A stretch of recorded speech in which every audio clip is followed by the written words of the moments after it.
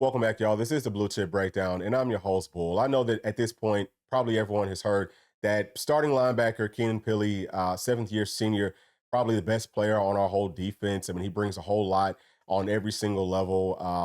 Veteran, done a phenomenal job all year. Is going to miss the rest of the season with a torn ACL. Number one, my heart goes out to him. It goes out to his family because he came back because he wanted to try to get his NFL draft stock up. He wanted to be a part of something special. And I know that the staff and that the university is going to take care of him however we can. And for me, I don't know where he's at mentally, but I'll just say that if he wants to continue to play football, I think that he can. He's put out enough really, quality game film, especially this year, that I think that an NFL team would take a chance on him. He just has to kind of get cleared and all that type of stuff.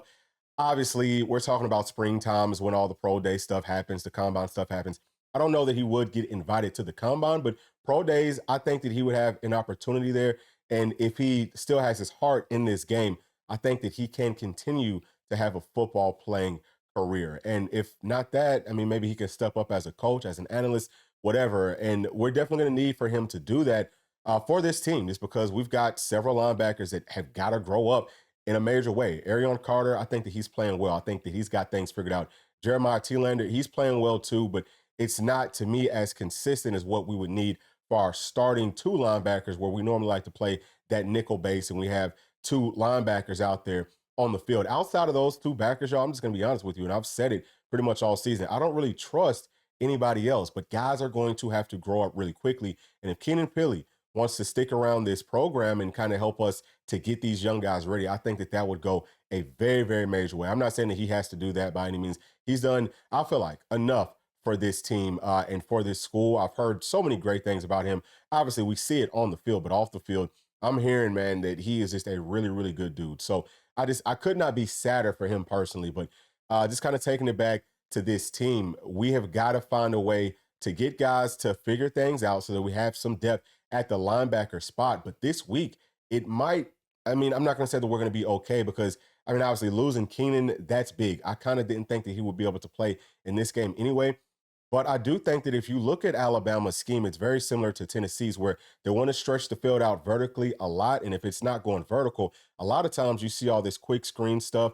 You see a whole lot of inside zone. So Arkansas and Oklahoma came out with 3-4 safeties and they played this shell coverage. They had, two or three guys, at least in their secondary, that were showing the coverage, but they would dedicate themselves to the run on the snap of the ball. That's something that I think Tennessee needs to try in this game. I don't know if Coach Tim Banks will do it, but being that, and hey, listen, the staff might feel completely different about our linebacker situation. I don't feel great about anyone outside of our new starting two.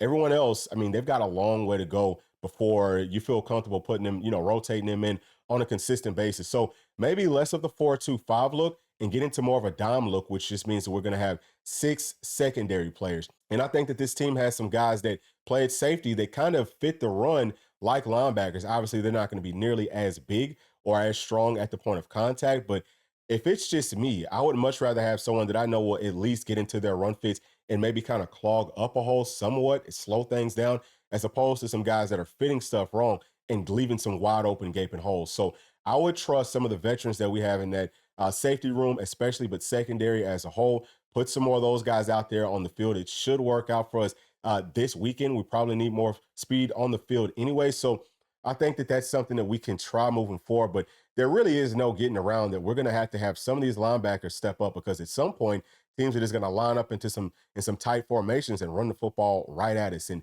it's hard to kind of stop things if you've got some undersized bodies in there as opposed to some guys with some size. So, we'll see. I mean, it's going to be very interesting to see what Coach Tim Banks, what Coach Ames wants to do just moving forward from a, scheme and personnel perspective. But there's no doubt that this is a huge blow to this team. Obviously, it sucks for Keenan Pili and for his entire family.